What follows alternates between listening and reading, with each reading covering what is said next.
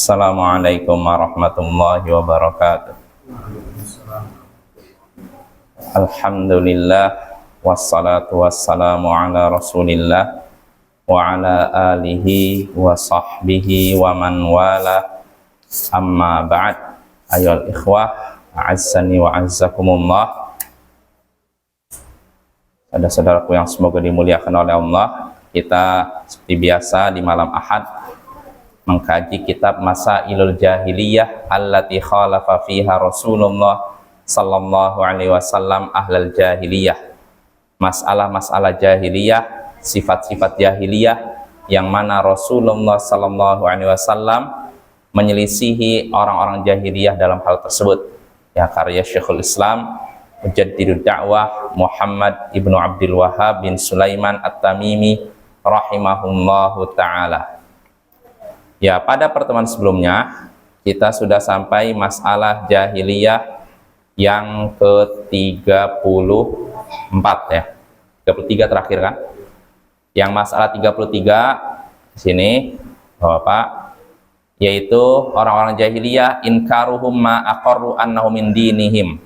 Mereka mengingkari sesuatu yang mereka akui termasuk bagian dari agama mereka. Mereka orang-orang jahiliyah mengingkari sesuatu yang merupakan termasuk ajaran agama mereka. Artinya apa? Sesuatu ini, misalkan suatu amalan ini termasuk dari agama mereka, tapi anehnya mereka mengingkari ajaran tersebut. Suatu amalan ini termasuk ajaran Nabi mereka, tapi anehnya mereka mengingkari amalan tersebut. Nah, contohnya di sini kata Syekh seperti yang mereka lakukan terhadap haji ke Baitullah Ka'bah. Orang-orang jahiliyah, maksudnya di sini maksudnya orang Yahudi, mereka mengaku mengikuti Nabi Ibrahim. Ya, mengaku mengikuti Nabi Ibrahim. Tapi anehnya mereka mengingkari apa? Haji ke Mekah. Padahal melaksanakan ibadah haji. Ini ajaran siapa? Ramadan. Nabi Ibrahim, tapi anehnya mereka orang Yahudi mengaku mengikuti Nabi Ibrahim tapi menolak ibadah haji. Nah, ini kan aneh. Mereka mengaku mengikuti Nabi Ibrahim tapi anehnya mereka menolak ajaran Nabi Ibrahim. Nah, ini kebiasaan orang jahiliyah. Mereka istilahnya apa? Tanakut. Tanakut itu saling bertabrakan antara pengakuan dengan kenyataan. Ya. Kadang mereka mengingkari tapi sebenarnya itu bagian dari agama mereka. Nah, ini kan aneh sebenarnya. Nah, ini sifat jahiliyah yang ke-33. Nah, sekarang kita masuk saja sifat jahiliyah yang ke-34. Berkata Syekh Muhammad bin Abdul Wahhab bin Sulaiman At-Tamimi rahimahullahu ta'ala. Al-mas'alatu rabi'atu wa thalathun. Masalah jahiliyah yang ke-34. Inna kulla firqatin tadda'i annahan najiyah. Fa'akdzabahumullahu biqauli qul hatu burhanakum in kuntum shadiqin. Tsumma bayyana as-shawab biqaulihi bala man aslama wajhahu lillahi wa huwa muhsin. Sifat jahiliyah yang ke-34, kata Syekh, sesungguhnya setiap kelompok mengaku, mengklaim bahwa merekalah yang selamat. Setiap kelompok mengklaim, mengaku bahwa mereka lah yang selamat, kelompok yang selamat. Maka Allah pun mendustakan mereka dengan firman-Nya, "Qul hatu burhanakum in kuntum shadiqin." Katakanlah, wahai Rasul, datangkanlah dalil kalian, datangkanlah bukti kalian kalau memang kalian benar. Tsumma bayyana shawab, lalu Allah pun menjelaskan yang benar dengan sabda, dengan firman-Nya, bala man aslama wajhahu lillahi wa huwa muhsin. Tentu siapa yang menyerahkan wajahnya kepada Allah dalam keadaan berbuat baik. Nah, ini Bapak ya. Falahu ajruhu 'inda rabbih, maka dia akan mendapatkan pahala di sisi Tuhannya, wala khaufun 'alaihim wa lahum yahzanun, dan tidak ada kekhawatiran terhadap diri mereka dan tidak pula mereka bersedih hati. Nah, di sini Bapak ya, ini sifat jahiliyah yang ke-34. Kata Syekh, setiap kelompok mengaku bahwa merekalah yang selamat. Setiap kelompok apa? Di zaman jahiliyah memang cuma satu, semuanya bersatu. Enggak kan, kita udah tahu orang jahiliyah terpecah-pecah kan. Orang Yahudinya terpecah-pecah, orang Nasoronya terpecah-pecah, musyrikin Arabnya pun terpecah-pecah. Nah, setiap kelompok ini di antara orang Yahudi ya, Nasara, orang musyrik, masing-masing mengklaim bahwa mereka lah kelompok yang selamat. Mereka yang selamat berarti yang lain apa lawannya selamat? Celaka, sengsara istilahnya gitu. Masing-masingnya begitu, kamilah yang selamat, ini yang celaka. Nanti kelompok A mengatakan kami yang selamat, B yang celaka. Yang B mengatakan kami yang selamat, yang C yang neraka. Semuanya begitu ya, mengklaim keselamatan bagi masing-masing kelompok. Maka Allah pun mendustakan mereka. Qul, katakan wahai Rasul, hatu burhanakum, berikanlah bukti kalian kalau memang kalian benar. Artinya kalian mengklaim bahwa diri kalian selamat, maka berikan buktinya, tunjukkan buktinya. Karena kalau sekedar mengaku, semua pun bisa, ya tidak? Betul tidak? Iya kan? Sampai orang-orang orang gila pun bisa aja ngaku saya selamat, yang lain. Nah, jadi mengaku itu siapapun bisa ya. Sampai orang bodoh, orang yang mengalami gangguan jiwa bisa. Ya, makanya nggak cukup pengakuan, harus ada pembuktian, dalil istilahnya, atau istilahnya argumentasi. Ketika menyatakan kami selamat, apa dalilnya, apa argumentasinya, gitu loh. Jadi nggak bisa pengakuan, karena semua orang mengaku benar biasanya gitu kan, Bapak ya. Tapi buktikan kalau memang benar, coba cocokkan. Apa yang kamu katakan benar, coba ada tidak dalam Al-Quran, ada tidak dalam hadis. Coba kalau ada, benar berarti kamu. Kalau tidak ada, salah kamu. Nah gitu Bapak ya. Nah kita baca saja syarah dari Syekh Shalih Al-Fauzan terhadap matan Syekh Muhammad Abdul Wahab di sini. Kata Syekh sini, min masail jahiliyah anna kulla firqatin minhum tadda'i annaha hiyallati al-haq wa anna ghairaha 'alal batil wa kana hadza fil yahudi wan nasara wa man syabahahum. Nah kata Syekh ini, di antara masalah ahlul jahiliyah, sifat-sifat orang jahiliyah, bahwasanya setiap kelompok di antara mereka, setiap kelompok yang ada di antara mereka mengklaim, mengaku bahwa kelompok mereka lah yang benar, di atas kebenaran, sedangkan selain kelompok mereka batil. Nah ini kata Syekh terjadi di kalangan kaum Yahudi, Nasara, dan yang serupa dengan mereka. Ya, apa dalilnya? Syekh menyebutkan dalilnya dalam surat Al-Baqarah 111. Wa qalu la yadkhulal jannata illa man kana hudan aw nasara. Mereka berkata tidak akan masuk surga kecuali orang yang mengikuti Yahudi atau Nasara. Tidak ada yang bisa masuk surga kecuali seorang Yahudi atau Nasara. Hasarul hidayah wa dukhulal jannah fil Yahudi wan Nasara. Mereka membatasi hidayah dan masuk surga hanya pada Yahudi atau Nasara. Selain ini enggak. Ya. Apa ya? Tapi ini kan cuma klaim, pengakuan. Siapapun bisa ngaku ya. Gak bisa seperti itu dalam Islam enggak. Makanya Allah katakan tadi hatu burhanakum. Berikan bukti kalian. Kalau memang misalkan orang Yahudi mengatakan kami yang selamat, orang Nasara neraka, Muslim neraka, maka sikap kita bagaimana? Hatu burhanakum, kata Allah kan, katakanlah kepada mereka, berikan bukti kalian. Apa sebutkan bukti dari kitab kalian bahwa kalian yang selamat. Kenyataannya kalau mereka baca Taurat, justru Taurat mendustakan mereka. Ya tidak? Karena Taurat contohnya, Taurat memberitakan kedatangan Nabi terakhir. Ya kan? Nah pertanyaannya, apakah Yahudi mengimani Nabi terakhir? Mendustakan kan? Nah ini menunjukkan mereka cuma bisa klaim, tapi kenyataannya mereka tidak sesuai dengan apa yang mereka klaim. Mereka ngaku kamilah yang benar, yang lain sengsara neraka. Tapi kenyataannya mereka tidak benar. Maka Bapak, untuk menyelesaikan seperti ini gampang aja. Siapapun yang mengklaim benar, sertakan buktinya. Itu aja. Anda mengklaim Anda benar, saya salah, buktikan. Nggak bisa cuma tunjuk aja, kamu salah, saya benar, selesai. Enggak. Kalau misalkan ada debat seperti itu, namanya debat apa? Debat kusir, nggak ada faidahnya, tinggalkan aja itu. Tapi kalau ada orang yang menunjuk kamu salah, saya benar, kita katakan apa? Sebutkan alasanmu, sebutkan dalilmu, sebutkan sandaranmu. Misalkan, oh kamu salah karena kamu misalkan pendapat kamu bertentangan hadis. Misalkan ada orang yang menyatakan demikian, maka kita tengok.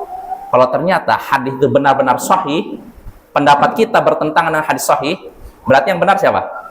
Yang nuduh kita, berarti kita yang salah. Kita akui, oh iya ya salah, saya kembali. Nah ini sikap seorang muslim. Jangan ngotot untuk terus apa? Salah. Udah tahu salah kita terus saja, salah, nggak boleh. Nah, namun ternyata kalau misalkan kamu salah, kenapa?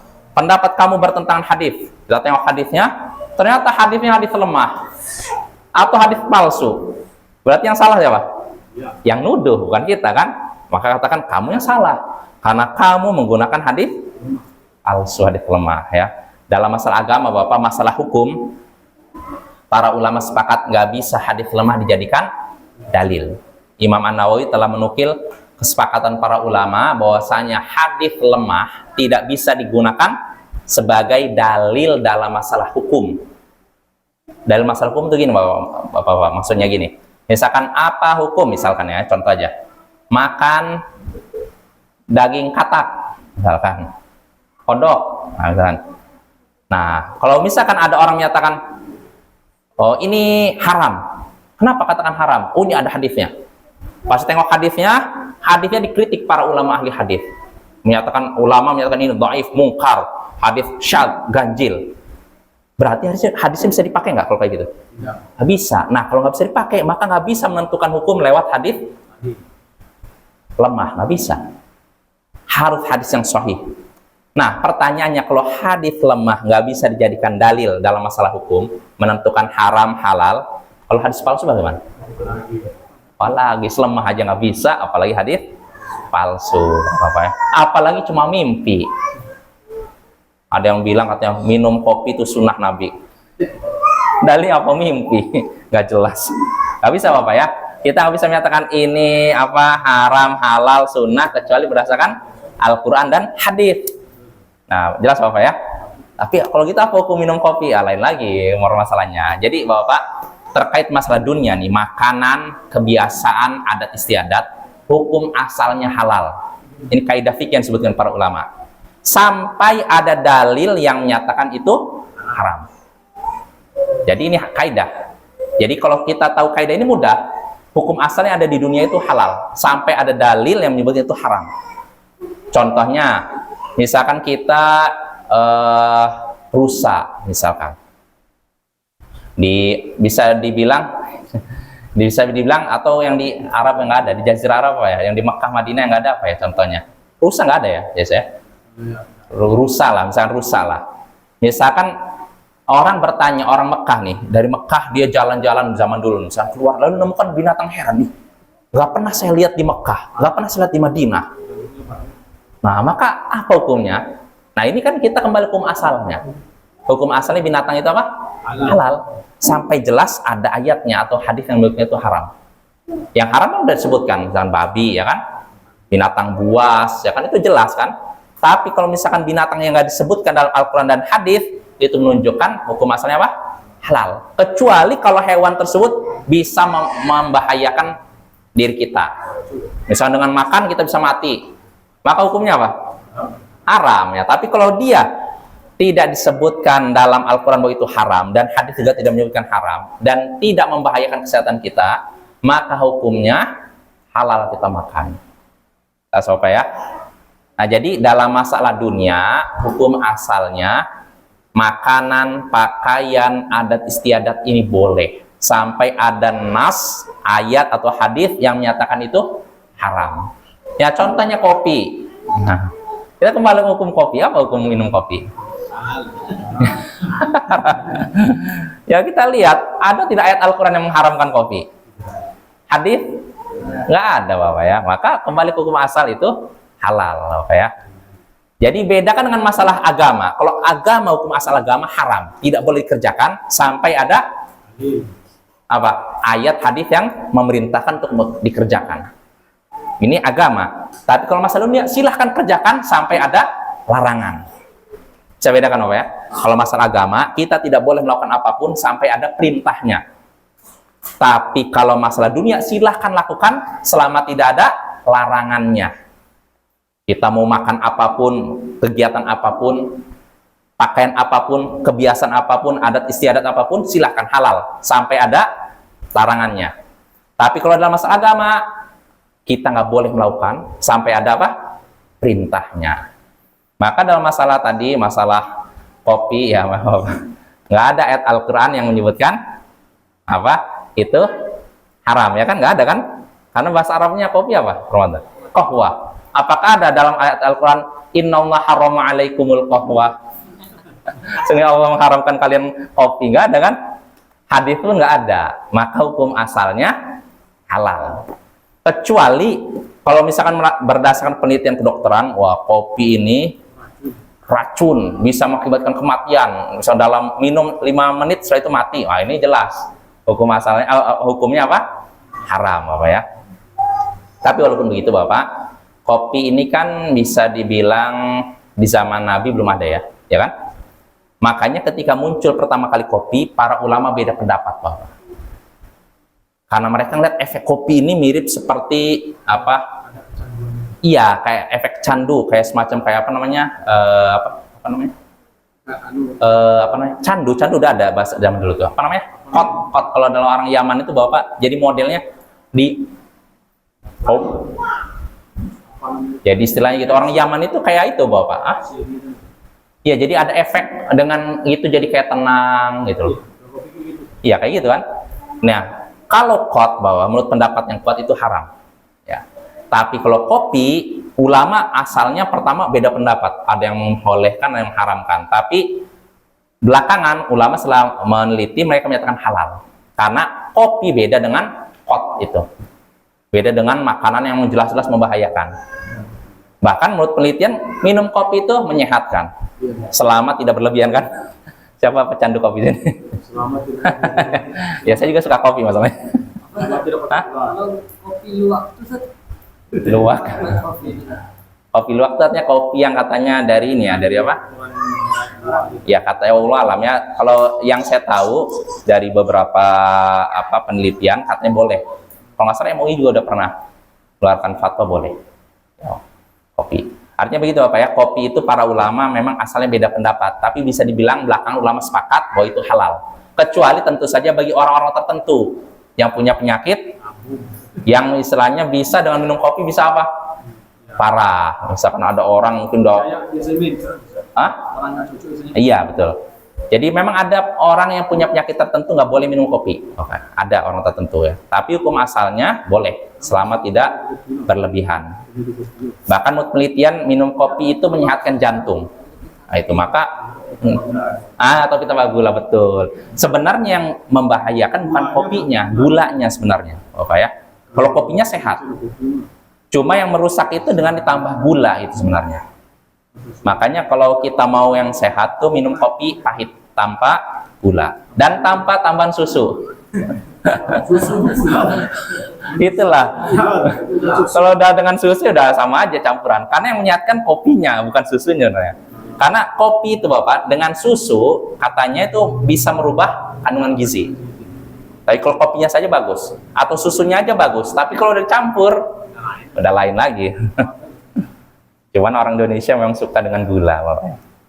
Sampai-sampai saya pernah ini sama orang Arab itu ngobrol, orang Yaman, saya disediakan ini teh. Jadi kalau orang Yaman itu memang kadang teh dengan gula, tapi jarang mereka minum apa teh manis tuh Bapak ya, teh aja.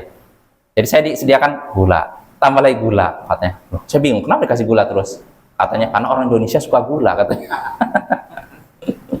Jadi padahal nggak semuanya Bapak ya. Ya jadi gitu Bapak ya. Jadi kembali lagi hukum asalnya kalau seorang menyatakan ini kamu salah, kamu benar, kamu salah, kamu sesat, maka kita katakan apa? Datangkan bukti, dalil, alasan. Nah ini ya. Jadi kalau sekedar nuduh saja semua orang bisa, tapi buktikan tuduhan kamu dengan dalil, dengan alasan dengan sandaran. Nah, seperti orang Yahudi di sini, mereka mengklaim bahwa masuk surga hanyalah mereka. Maka Allah bantah mereka. Allah katakan, sebutkanlah apa? Buktimu, datangkanlah alasanmu gitu loh. Kalau memang kalian benar. Nah, di sini lalu kata Syekh sini, wa mithluhum dan termasuk serupa dengan mereka al-firaqud dhalah, sekte-sekte sesat. Kalau sekte-sekte sesat maksudnya di mana nih? Di kalangan Yahudi. Islam maksudnya.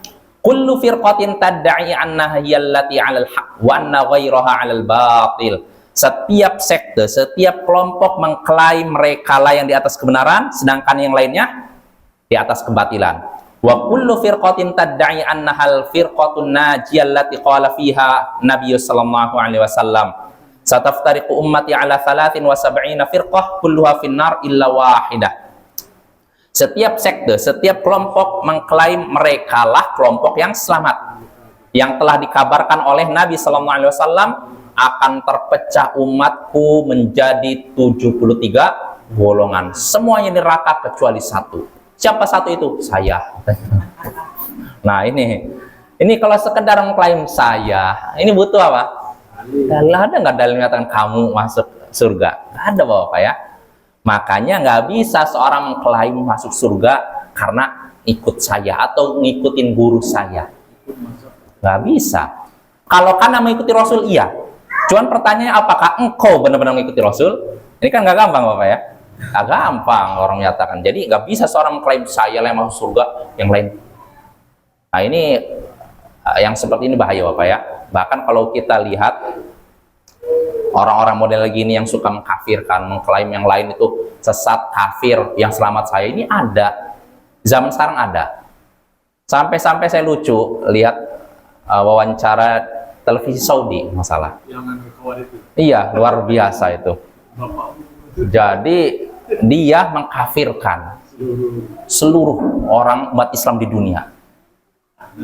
Terus ditanya, kalau begitu siapa yang muslim? Apakah ini ditanya satu-satu? Nggak ada yang muslim kecuali saya aja. Di dunia cuma dia yang muslim, yang lain kafir, bayangkan. Ini ada nyata, bayangkan. Saya pikir yang ini istilahnya model gini sembunyi-sembunyi kan, tapi ini nyata diwawancarai. Terus yang wawancara ini kan orang ini kan televisi kan nanya ke dia. Terus kalau gitu saya kafir katanya. Iya, kafir. Berarti kalau gitu darah saya halal juga? Iya. Terus kalau gitu, kalau Anda punya kesempatan untuk bunuh saya, Anda akan bunuh saya? Iya. Dia ngeri sekali, Bapak. Ini nyata nih. Oh iya, betul. Itu nyata itu, Bapak ya. Ngeri sekali. Ngeri, dan kelompok seperti ada, Bapak ya, ada. Saya tuh ini ada di setiap masa, setiap zaman, setiap negara, setiap tempat. Dan ini perlu kita waspadai, Bapak ya. Jadi kita nggak bisa mengklaim, oh saya penghuni surga, ini penghuni neraka. Nggak boleh, sekali lagi, dalam Islam nggak boleh begitu. Kalau kita menyatakan berdasarkan sifat, boleh. Misalnya gini, siapa yang mengikuti sunnah Rasul, rajin sholat berjamaah, ia akan masuk surga. Boleh nggak? Boleh, Ramadan. Boleh, ini kan sifat. Tapi kalau kita menyaksikan ada orang nih, dia mengikuti sunnah Nabi, dan kita tampak di depan mata kita, dia rajin sholat berjamaah. Lalu kita katakan, ini pasti masuk surga. Boleh? Ah, boleh. Ini sudah memastikan seorang masuk surga. Begitu juga orang, misalkan kita katakan gini, siapa yang berjudi, berzina, maka dia akan masuk neraka. Boleh nggak? Boleh kan? Tapi kalau kita menyaksikan ada orang berjudi, lalu kita tunjuk, ini pasti masuk neraka. Bisa? Nggak bisa. Beda kan, Bapak ya? Istilahnya penilaian secara umum sama tunjuk hidung. Kalau kita menilai secara umum, secara global, boleh. Siapa yang beramal ini maka masuk surga. Siapa yang melakukan maksiat ini maka masuk neraka. Ini boleh. Tapi kalau tunjuk hidung, ini pasti masuk surga. Boleh? Boleh. Ini pasti masuk neraka. Nggak boleh. Ya, Bapak nggak boleh ya. Karena menentukan surga neraka ini hak siapa? Allah, bukan kita. Nggak boleh kita menunjuk seorang masuk surga neraka. Kenapa demikian? Karena kita tidak tahu hati seorang. Ya mungkin seorang nih nampak soleh, ya kita menilai seorang baik berdasarkan lahir kan, tapi kan isi hati tidak tahu kan. Siapa tahu seorang beramal selama ini ternyata ria, supaya apa? Sehingga akhirnya amal yang diterima, kita menyangka dia masuk surga padahal neraka. Nah ini nggak boleh. Tapi kalau kita nyatakan fulan baik, boleh nggak? Boleh, berdasarkan lahirnya dia baik-baik. Adapun masalah surga atau tidak, ini bukan urusan kita. Begitu juga kalau kita menyaksikan ada pelaku maksiat. Orang ini berjudi, berzina, mabuk-mabukan di depan mata kita. Maka bolehkah kita katakan ini orang ini buruk? Boleh nggak? Boleh. Tapi kalau kita katakan ini masuk neraka, boleh? Tidak. Boleh Ramadan? Nggak boleh. Kenapa nggak boleh Ramadan? Karena kita nggak tahu akhir hidup seorang. Bisa jadi seorang maksiat nih, lalu menjelang meninggal dia bertobat, dan ternyata tobatnya tidak kita ketahui. Kita udah memastikan masuk neraka, ternyata dia bertobat lalu Allah tobatnya. Nah ini bahaya Bapak ya. Gak boleh kita lancang menunjuk seorang masuk neraka atau masuk surga. Gak boleh, kecuali kalau orang-orang tersebut sudah ditentukan oleh Allah bahwa dia masuk surga. Contohnya siapa? Abu Bakar, Umar, Utsman, Ali, 10 orang sahabat yang dijamin masuk surga. Mereka kalau kita sebutkan Abu Bakar masuk surga, boleh tidak? Boleh. Terus misalkan Umar masuk surga, boleh nggak? Utsman, Ali, Sa'ad bin Abi Waqqas, boleh kan? Tapi kalau misalkan Ustadz ini masuk surga, bisa? Nggak bisa. Nah, begitu juga neraka. Kalau orang itu meninggal dalam keadaan melakukan maksiat, gimana? Boleh kita berprasangka dia masuk neraka? Nggak boleh. Nggak boleh. Memastikan. Tapi kalau kita khawatir dia masuk neraka, boleh. Khawatir, tanya gini, saya khawatir orang ini masuk neraka. Ini boleh. Tapi kalau kita pastikan masuk neraka, nggak boleh. Walaupun dia meninggal. Iya, kita nggak tahu karena pertama gini, dalam keyakinan Ahlus Sunnah wal Jamaah, dosa selain syirik ini di bawah kehendak Allah. Artinya gini, kalau seorang mati dalam keadaan melakukan dosa selain dosa syirik, maka dia di bawah kehendak Allah. Bisa jadi Allah ampuni dia. Artinya udah diampuni langsung masuk mana kira-kira? Surga. Kalau diampuni langsung masuk surga. Dan bisa jadi Allah tidak ampuni. Artinya dia harus apa dulu? Disiksa di neraka, tapi tidak selama-lamanya. Nanti dikeluarkan dari neraka, masuk ke surga. Nah ini dosa selain syirik. Jadi nggak boleh kita memastikan walaupun di depan mata kita. Misalkan kita menyaksikan ada seorang pemabuk, dia memperkosa, membunuh, keluar dari tempat pembunuhannya dalam keadaan botol masih dipegang tangannya, tiba-tiba dia keluar istilahnya overdosis, mati. Dalam keadaan di tangannya ada botol, satunya lagi narkoba misalkan. Bisa kita pastikan masuk neraka? Nggak bisa. Karena ini dosa selain apa? Syirik. Dosa selain syirik di bawah kehendak Allah. Bisa jadi Allah ampuni, langsung masuk surga, dan bisa jadi Allah tidak ampuni, disiksa dulu di neraka, lalu dimasukkan ke surga. Ya. Itu boleh kita mengatakan artinya su'ul khotimah, matinya buruk. Ya, kalau sekedar sul khotimah di matinya buruk nggak masalah. Iya, nggak masalah. Kita kan nggak memastikan kan? Iya. Saya khawatir orang ini sul khotimah, nggak masalah. Sama seperti kita menyaksikan ada seorang meninggal misalkan dalam keadaan sujud, lagi baca Quran. Kita katakan mudah-mudahan dia sul khotimah, nggak masalah. Tapi kalau kita pastikan dia masuk surga, jangan. Kita nggak tahu perkara gaib. Bisa jadi seorang di depan kita baik, ternyata di balik itu dia menyembunyikan syirik, ria, sum'ah, ingin dipuji, itu kita nggak tahu apa ya. Tapi tetap kalau orang meninggal dalam keadaan baik, kita berprasangka baik, artinya mudah-mudahan orang ini masuk surga. Dan kalau orang pelaku maksiat meninggal dalam keadaan bermaksiat, kita merasakan apa? Saya khawatir dia masuk neraka. Itu. Tapi kalau memastikan nggak boleh ya. Nah ini yang perlu kita ketahui. Jadi supaya kita tidak lancang menilai seorang yang masih hidup sudah dipastikan surga neraka. Ya. Sampai-sampai saya pernah baca, naudzubillah min dzalik, sebuah buku dulu masih masa reformasi itu, awal reformasi. 33 bukti, pokoknya dia nyebutkan berapa bukti, puluhan bukti bahwa Soeharto masuk neraka. Ngeri sekali. Dalam keadaan beliau masih hidup, Pak Harto itu. Dia menyebutkan beberapa bukti bahwa Soeharto masuk neraka. Ngeri itu. Seakan-akan dia sudah pastikan sudah menjadi pengganti Allah yang Tuhan. Ini orang masuk neraka nih, yang ini enggak. Nggak boleh Bapak ya. Anggap Pak Harto melakukan dosa. Nah, kalau dosanya selain dosa syirik, kan di bawah kehendak Allah. Bisa jadi Allah ampuni, dan bisa jadi Allah tidak ampuni. Nah, tidak diampuni tapi artinya apa? Tidak selama-lamanya di neraka. Nanti masuknya surga. Maka nggak boleh Bapak ya, memastikan, atau karena itu kelancangan ya, lancang. Seperti terjadi pada kisah dua orang teman, yang satu ahli ibadah, yang satu ahli maksiat. Ini pernah kita bahas kalau nggak salah di kitab Tauhid atau di Ushul Tsalatsa, nggak ada kitab Tauhid ini. Jadi dua orang ini ahli ibadah Bapak ya, yang satu ahli ibadah, satu ahli maksiat. Temannya yang ahli maksiat ini, yang namanya ahli maksiat artinya rajin maksiat. Yang ahli ibadah rajin ibadah. Nah, si teman yang ahli maksiat ini maksiat terus, sehingga si ahli ibadah ini kesal, lalu menyatakan, aksir, berhentilah kamu. Namun apa? Tetap lanjut maksiat. Di kemudian hari masih lagi maksiat, si ahli ibadah negur, aksir, berhentilah kamu. Terus apa reaksi si ini ahli maksiat? Lanjut aja maksiat gitu. Akhirnya suatu hari si ahli ibadah nyaksikan teman yang ahli maksiat ini melakukan maksiat yang dianggap sudah begitu besar. Artinya maksiatnya sudah sangat parah. Maka si ahli ibadah berkata, aksir, berhentilah kamu. Maka apa reaksi ahli maksiat? Dia pun langsung berkata, awa bu'itha alayya raqiban, apakah Allah mengutusmu sebagai pengawas diriku? Qallini wa rabbi, ini urusan aku dengan Tuhanku.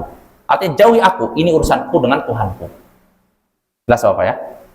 Artinya jangan ngurusin saya. Katanya, apa kamu diutus Allah untuk utus saya untuk apa? Ngawasi dan apa? Menyelidiki saya terus-menerus gitu loh istilahnya itu. Apakah kamu diutus seperti malaikat yang ngawasi saya terus gitu loh.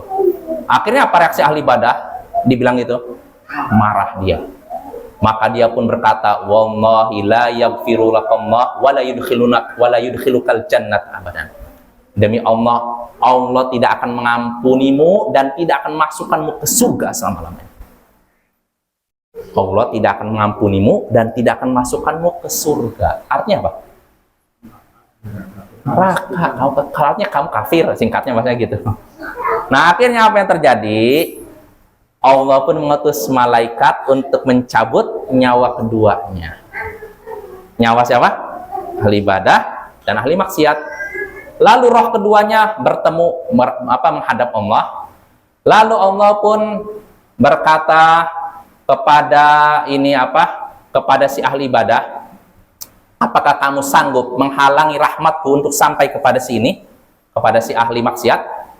Tentu tidak, wahai Tuhanku, kata si ahli ibadah nih. Aku nggak bisa menghalangi rahmatmu untuk turun ke hambamu ini. Maka Allah pun berkata, engkau masuk neraka, sedangkan engkau masuk surga karena kasih sayangku. Si ahli ibadah masuk neraka, si ahli maksiat masuk surga. Bayangkan, orang rajin ibadah malah masuk neraka, yang rajin maksiat malah masuk neraka. Apa sebabnya kira-kira Bapak? Apa pelajaran yang bisa kita petik dari sini? Di antara yang pertama, jangan lancang mendahului Allah menentukan seorang surga atau neraka. Pertama. Terus kedua, hendaknya kita rendah hati. Jangan memandang orang lain itu dengan pandangan rendah, makan saya lebih baik. Sedangkan ini ahli ibadah ini dicampakkan ke neraka gara-gara apa? Merasa ujub, merasa tinggi. Si ahli maksiat merasa rendah, dia maksiat tapi dia merasa dirinya salah gitu. Nah, makanya Allah masukkan. Nah, ini Bapak ya, maka jangan kita bermudah-mudahan memvonis seorang surga neraka. Nggak boleh. Kenapa ahli ibadah itu marah? Ya karena pertama si ahli maksiat itu tadi apa ngomongnya? Udah biarkan, ini urusanku dengan Tuhanku. Apa kamu diutus untuk mengawasiku? Ini bikin marah. Dalam riwayat lain yang lebih parah Bapak, disebutkan si ahli ibadah ini sholat, sedangkan si ahli maksiat ini injak ini di sini. Ya mungkin ya konflik pribadi bisa jadi kan, kalau udah kesal bisa jadi gitu kan, sehingga akhirnya ahli ibadah murka kalau menyatakan Allah tidak akan mengampuni selama-lamanya dan tidak akan masukkanmu ke surga.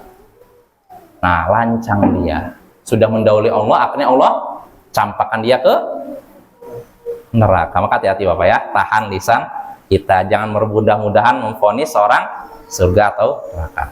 Masih ada, guys? Habis ya? Ya udah, insya Allah pada pertemuan berikutnya kita lanjutkan ini ya, masalah jahiliyah ke-34 belum selesai ini. Ya, subhanakallahumma bihamdik, asyhadu an la ilaha illa anta, astaghfiruka wa atubu ilaik. Assalamualaikum warahmatullahi wabarakatuh.